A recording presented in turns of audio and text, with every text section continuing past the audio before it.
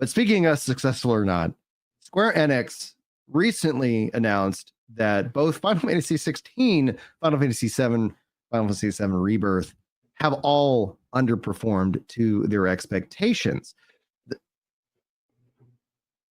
Yeah, you made a face. I was going to be like, all right. What are their expectations, first and foremost?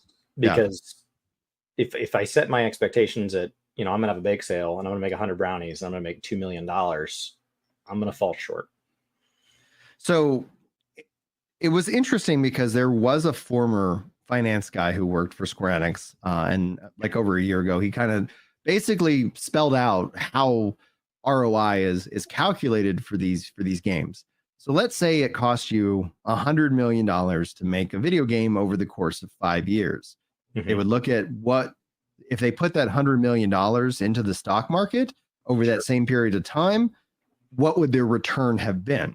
And so then they measure the return on the game based off of market performance over the development time frame for these games. And I would say that seems reasonable. He said, at least in his example, for when he would do it, like market was averaging around 14%.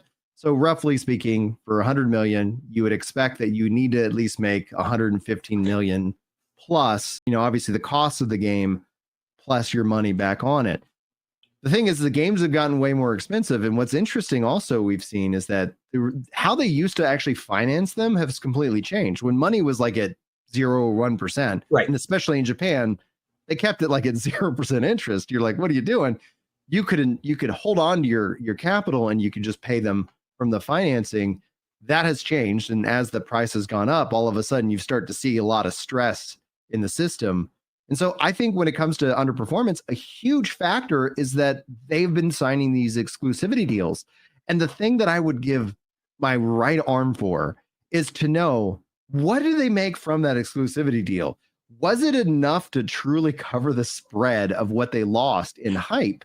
And while I would say Final Fantasy 16 being on PC is a huge win, I think the numbers for Final Fantasy 16 on PC, if it came out at the same time as PlayStation, day and date, it would be astronomically much larger.